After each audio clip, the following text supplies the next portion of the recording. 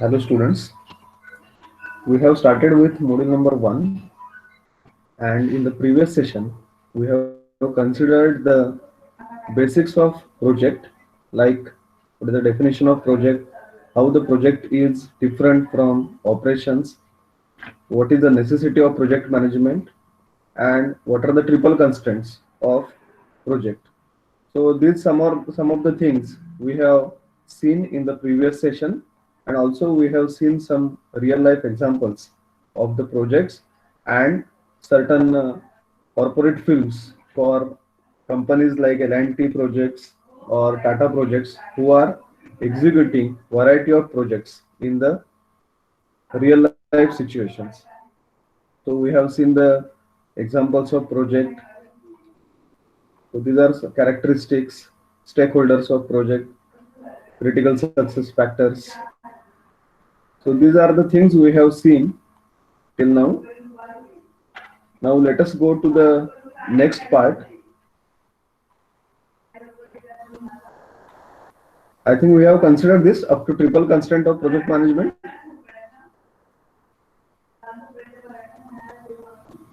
Somebody can unmute and tell me. With last lecture, I think we have stopped up to this triple constraints of project management. Is it correct or not?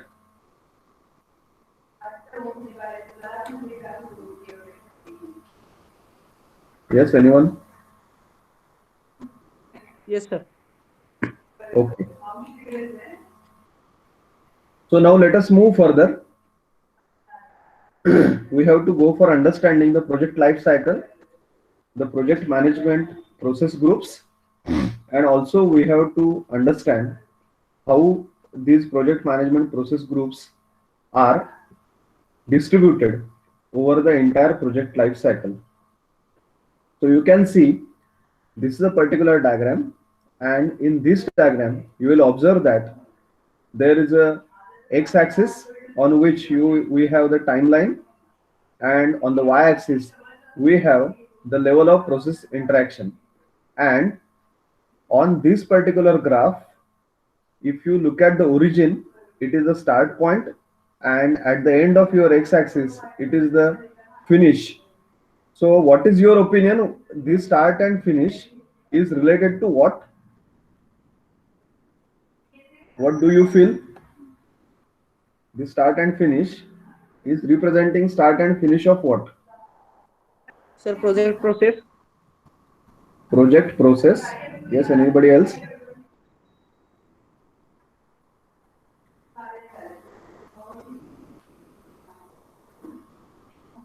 In short, it represents the start of project and finish of the project, because as you know, we have defined the project as every project is having a definite start and a definite end point, where you will be observing the outcomes of the project.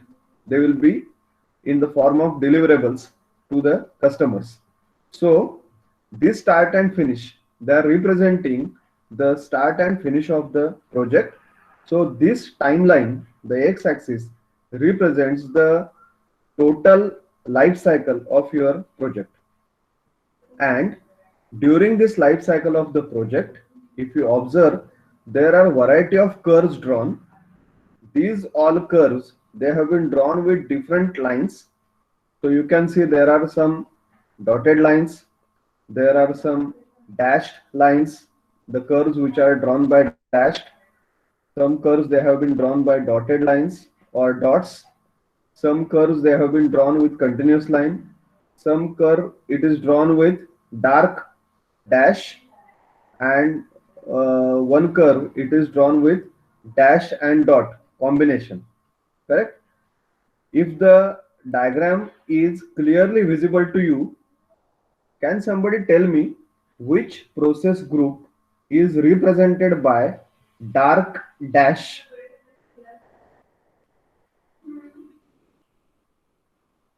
Yes, some of you can see the diagram. Executing process group. Executing process group is represented by curve which Dark is dash. drawn dark dash. Correct? Which curve is or which process group is represented by dots? Curve drawn using dots.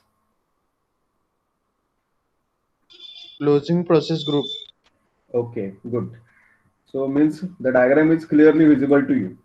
Now, if you look at the diagram and the different curves, you will observe for each curve, the height is also different and the spread is also different. When I say spread, we are observing its spread on the x-axis, and when we say the height, we are observing the y-axis and comparing the height, that is the level of process interaction as compared to the y-axis. Okay. Now, looking at these graphs, just tell me which process group curve has maximum level of process interaction.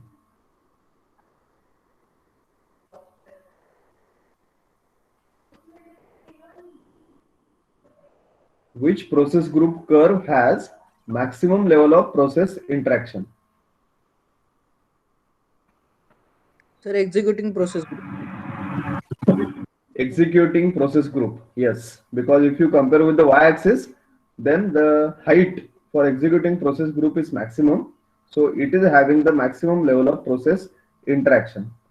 Now again observe the graph carefully and tell me which of these curves or which of these process group is having maximum spread over the project life cycle.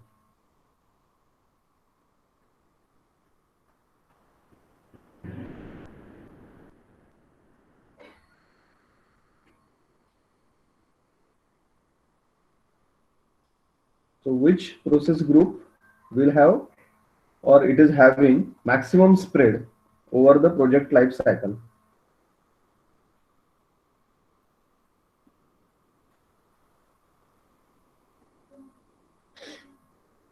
Yes, anyone? Sir, monitoring and control process group. Yeah, that's correct, Raj. So monitoring and control process group, it is, if you look at this, then the level of process interaction is not very high, but it is spread over the entire project life cycle, right from the start up to the end. Okay, so that's good. So you are observing the diagram carefully and you are trying to draw some interpretations from this particular diagram. Now you can observe the first group is initiating process group. So as the name indicates, it is at the beginning because the initiating processes, they will be required to execute at the initial stage. So the spread is limited. It is starting from the start of your project. It is going for limited number of level of process interactions, and then it is finishing after a certain extent. So limited number of processes are involved, but these processes need to be undertaken at the initial phase of your project because this is the initiating process group. So the primary level of discussion on the project, deciding what we are going to form or which project, which will be the what will be the tentative action plan, something like this, who will be executing the project. So these are the initiating processes. So these will be carried out at the beginning. Then second process group is planning process group. So you can observe it is indicated by a continuous line curve. So the planning process group immediately starts after the start of project. So initiating process group starts working immediately after that. You can see the curve has started for planning process group. The level of interactions are very high, you can see, and there are so many processes involved. And if you look at the spread also, almost 75% of the project life cycle, you will observe that the planning process group is having its spread because there are so many things to be planned. It may be planning the processes, it may be planning the cost, it may be planning the human resources, it may be planning the materials, it may be planning the schedule. So it may be planning the quality control. So many things we have to plan, and that's why this planning process group is having a huge spread. Almost 75% of the portion for this project life cycle has been covered with this planning process group. Then next is executing process group. So this is also having a considerable amount of spread. Almost you can see 85 to 90% of the project life cycle is covered with this executing process group, because there are so many processes to be executed. This is the part, or this is the process group wherein actual implementation of whatever you have planned, that is going to take place in your project. So that is actual execution of your project activities. So the level of interactions are also very high. Highest level of interactions, process interactions, will be carrying out in the executing process group. And also it will start immediately once you start planning process group. So initiating process group, then planning process group, and immediately after you have started planning, then you have to start executing. So slowly the execution will start, and at the latter part the execution will have more amount of level of process interactions, and then it is almost reaching the final end point of your project towards the finishing process. Then comes the next, that is monitoring and control process group. As you are knowing, we are initiating the project, we are planning something, we are trying to execute. Now whatever we are going to execute, there must be some continuous monitoring. If the things are deviating from what has been planned, if it is observed in through the monitoring, then we have to apply certain control mechanisms, control actions, so that the things will not deviate from the plan, and whatever we have planned, the things will be executed as per the planned processes. So that's why this monitoring and control process group, even though the level of process interactions are moderate, but the spread is right from the initiating process group up to the final, that is closing process group. Each and every process, each and every activity needs monitoring and needs controlling action if it is required, and we have to execute that monitoring and process control actions. And finally, the closing process group.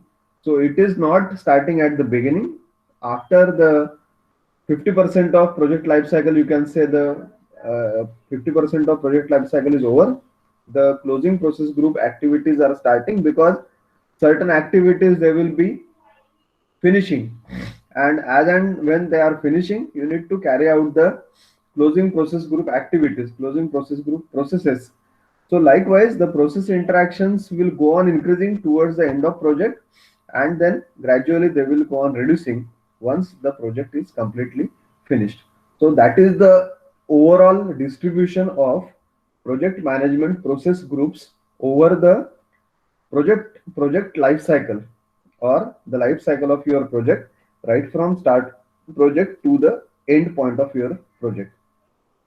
So this is a very important diagram, which in short concisely gives the representation of project life cycle, the project processes or process group for project management, which are the process groups, and when they start, when they finish, what is the level of interactions, and how to represent them on this particular project life cycle.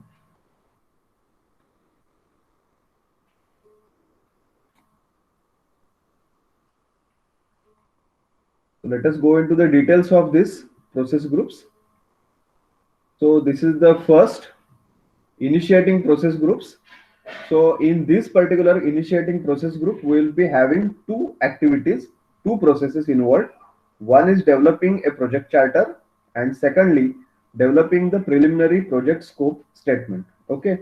So what do we mean by this project charter? What is the preliminary project scope statement, and all these things we'll be again discussing in detail when we will be mapping these processes with the knowledge areas of project management. So we have to distribute all the activities, all the processes which are involved in this project management. We have to distribute them according to the project management process groups, as well as we have to distribute them according to the project management knowledge areas.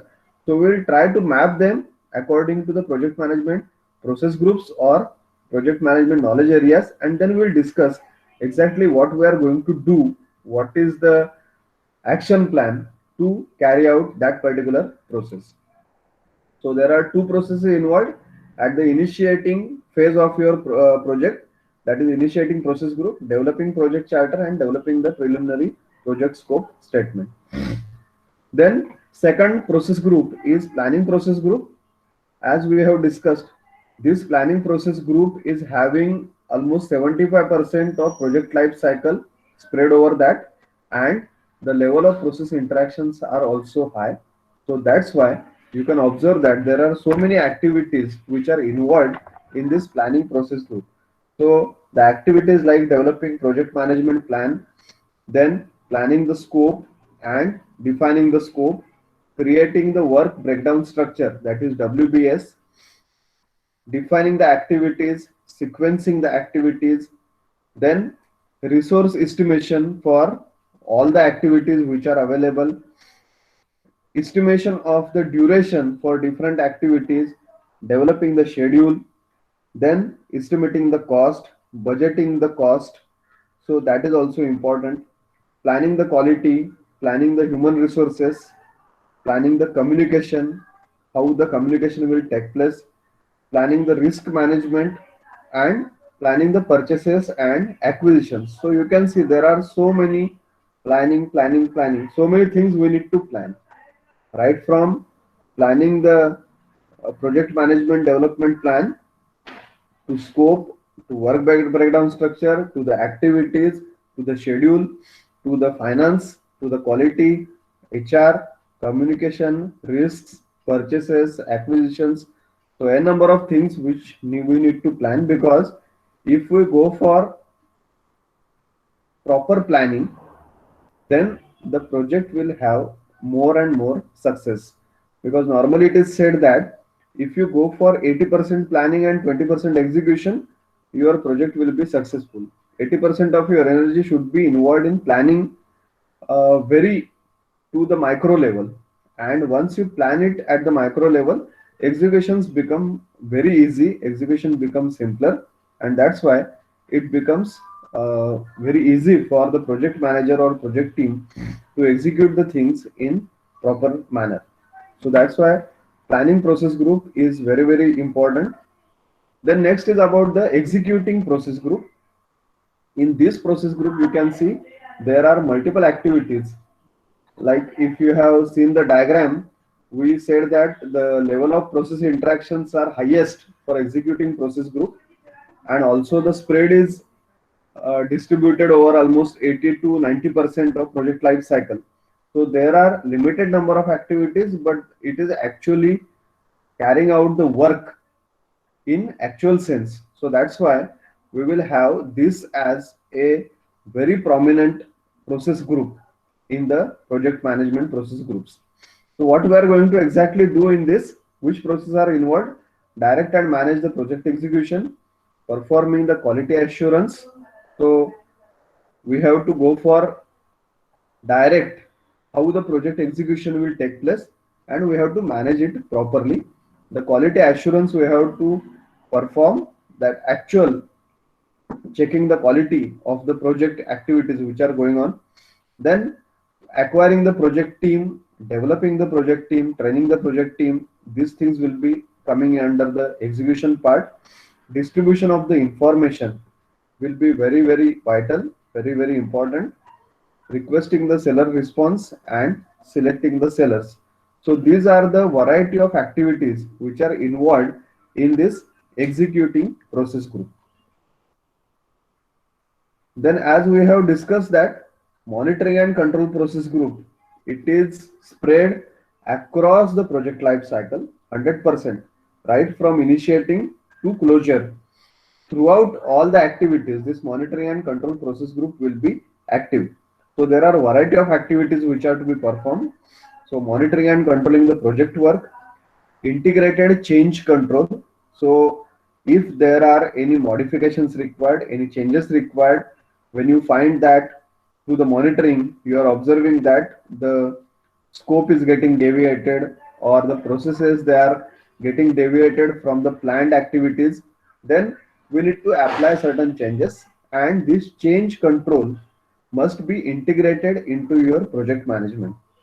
Then verification of the scope, controlling the scope, then controlling the schedule, controlling the financial aspects, that is cost, then performing the quality control process, managing the project team properly, performance reporting. So when it comes to managing the project team, we have to also observe the people who are working in the project and try to prepare the performance appraisal or performance reports for individual people or for individual machines, so that that will be a document to understand that who is more effective, which is performing more effectively. Managing the stakeholders, so that is also very important. There are so many stakeholders right from the organizations. There may be some people, there may be customer, there may be some government agencies, there may be the sponsors of your project. So these all people will be nothing but the stakeholders. So managing these stakeholders, then risk monitoring and control, and administration of the contracts. So there will be so many contracts involved in the project. So those contracts, they need to be administered. Then closing process group, that is the last part of your project life cycle. So in this closing process group, there are two activities. One is close project, and secondly the closure of contract. So closing the project, finishing the project, or completing the project in a smooth manner, that is one part. And secondly, we have to go for closure of the variety of contracts which have been involved in your project. Like in any project, there may be some subcontractors, there may be some contractors, there may be some people involved on contract, there may be some agencies involved on contract. So once your project is finished, we have to go for understanding the contract conditions, and we have to check before you close the contract whether the terms and conditions which have been mentioned in the contract document, they have been executed properly or not. So that is also very essential. Then what we have discussed about the project management knowledge areas. So this is a diagram. Just tell me whether the diagram is visible to you. It is a tabular chart, you can say. Is it visible to you? Somewhat. Sir, you can you zoom this? Yes, I will zoom it.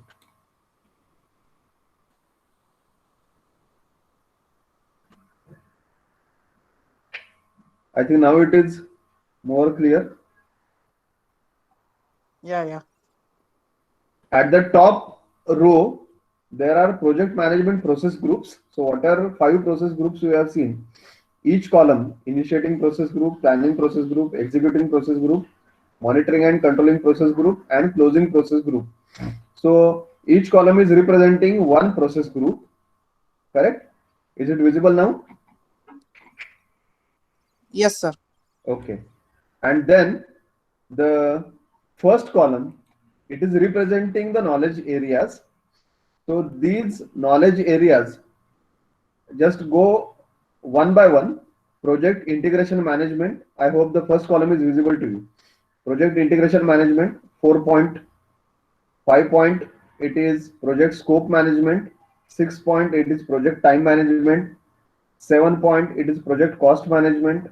8 point, it is project quality management. 9 point, it is project human resource management. 10 point, it is project communication management. 11 point, it is project risk management. 12 point, it is project procurement management. And 13, it is project stakeholder management. So is it visible? Yes, sir. Now if you go for each knowledge area and the corresponding row, what you will observe is there are certain numbers like 4.1, it is develop project charter. 4.2, develop project management plan. 4.3, direct and manage project work, etc., etc. Correct? So next row, if you go, it is 5.1, 5.2, 5.3, 5.4, 5.5, 5.6. Some columns there are some entries, some columns they are empty. Okay. Now, what is this all that we have to understand? These knowledge areas, as far as our syllabus is concerned, they have mentioned that the knowledge areas as defined by Project Management Institute. Okay. So earlier also we have seen that Project Management Institute is one of the standard organization working in the project management domain. Regularly, they are publishing a handbook for project management, which is called as Project Management Body of Knowledge, PMBOK, PMBOK, correct? And in this PMBOK handbook, they are giving the variety of knowledge areas which are related to the project management. As far as our syllabus is concerned, as they have mentioned in the references, the fifth edition for project management body of knowledge, PMBOK, that was published in 2013. So according to this, there are 10 knowledge areas: project integration management, project scope management, project time management, etc., etc. Okay. Now from where this 4.5 point these things have come, these are the chapter numbers in that project management body of knowledge. Okay, so chapter number 4 is project integration management, chapter number 5 is project scope management. So that's why these, so normally we should start our numbering from 1. So you might be wondering why it has started from 4, 5, 6, 7, 8. Is it correct? So these 4, 5, 6, 7, 8 has come. It is not like that 1, 2, 3 are there and they have skipped. 1, 2, 3, there are some different chapters in that particular project management body of knowledge. And since project management body of knowledge, that is considered as a handbook and as a standard for all project management professionals. So that's why these chapter numbers are taken as it is as a reference. So when I say 4, means the people who are working in project management domain, they will understand that fourth number knowledge area means it is project integration management. And the variety of activities, when I say it is 4.1, 4.2, 4.3, they all are related to project integration management. Okay, so that's why since these are the standard numbers, we have taken these numbers as it is from the project management body of knowledge. Now this particular chart is giving the mapping or establishing the relationship between the knowledge areas of project management as defined by Project Management Institute in their project management body of knowledge handbook as per the edition 5th published in 2013. After that, there has been certain changes in 2017 in the 6th edition, and there is one more edition which will be coming in market in this 2021, because after every 4 years the project management body of knowledge handbook gets revised. So whatever we are learning is 2013 edition, that is 5th edition. After that, one revision has already taken place in 2017. Slightly there is some modification in the knowledge areas, but that is not required as far as our syllabus is concerned, because it is written according to the 5th edition. Whatever are the changes that we'll be discussing at the latter part, just to give you idea, because if you go somewhere in the market and apply for some project management domain recruitments, and if they ask if you have been learning this project management as your elective course, then which is the standard, which institute, which are the different editions, and what is the change in the 6th edition as compared to 5th edition, something like this, then you should be able to answer at least briefly.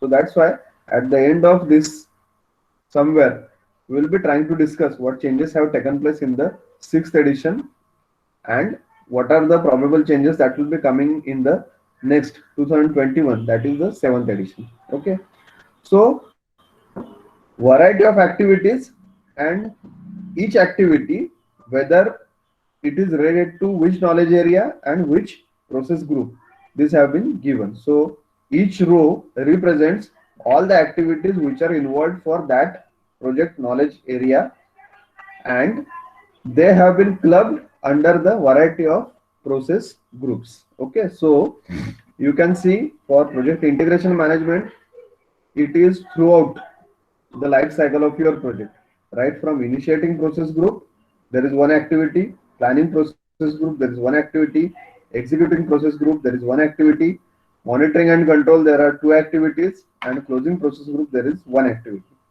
But it is not same for all knowledge areas.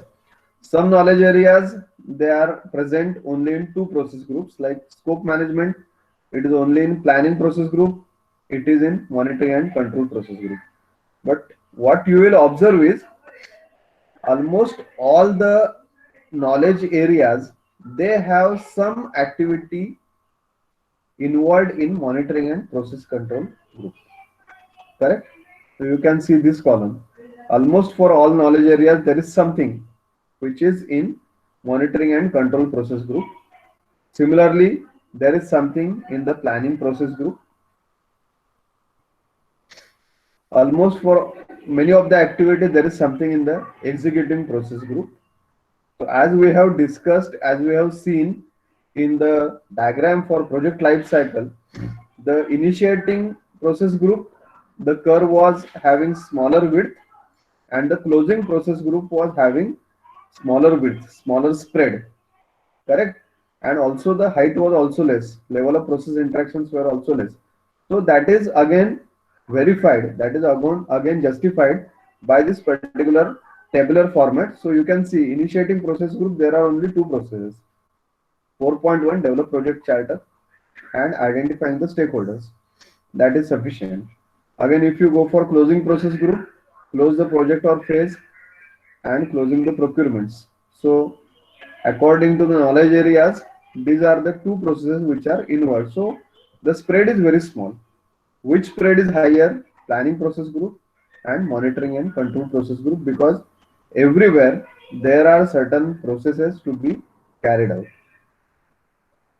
So you can just go for this knowledge area number 5, that is project scope management, planning scope management, collecting the requirements, defining the scope, creating the work breakdown structure, validating the scope, controlling the scope. Project time management, there are a variety of activities like planning schedule management, defining the activities, sequencing the activities, estimating the resources for activity, estimating the duration for activity, developing the schedule, controlling the schedule. In project cost management, planning the cost, then estimating the cost, determining the budget, controlling the costs. Project quality management, we have to go for planning the quality management, performing the quality assurance, and controlling the quality. If we go for HR management, then planning the HR management, acquiring the project team, developing the project team, and finally managing the project team. Project communication management, we are having planning the communication management, managing the communications, and controlling the communications.